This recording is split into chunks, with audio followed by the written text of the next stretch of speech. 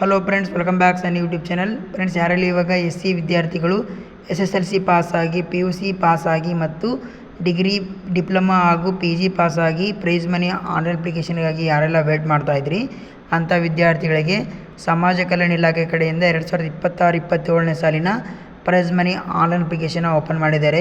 ವಿದ್ಯಾರ್ಥಿಗಳು 60ಕ್ಕಿಂತ ಹೆಚ್ಚಿಗೆ ಮಾರ್ಕ್ಸ್ ತೆಗೆದುಕೊಂಡು ಯಾರೆಲ್ಲ ಇವಾಗ PUC, SSLC, ಡಿಗ್ರಿ, ಡಿಪ್ಲೊಮಾನಲ್ಲಿ ಪಾಸ್ ಆಗಿರೋ ಅಂಥ ವಿದ್ಯಾರ್ಥಿಗಳು ಹೋಗಿ ನೀವು ಆನ್ಲೈನ್ ಅರ್ಜಿನ ಸಲ್ಲಿಸ್ಬೋದಾಗಿರುತ್ತೆ.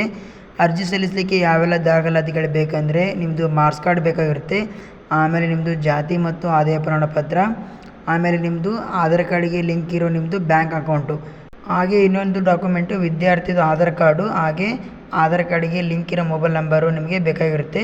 ಇದರಲ್ಲಿ ಮೆನ್ಷನ್ ಮಾಡಿಲ್ಲ, ನೀವು ಅರ್ಜಿ ಸಲ್ಲಿಸಬೇಕಾದ್ರೆ ಅಲ್ಲಿ ನಿಮ್ಮದು ಆಧಾರ್ ಕಾರ್ಡ್ ಬೇಕಾಗುತ್ತೆ.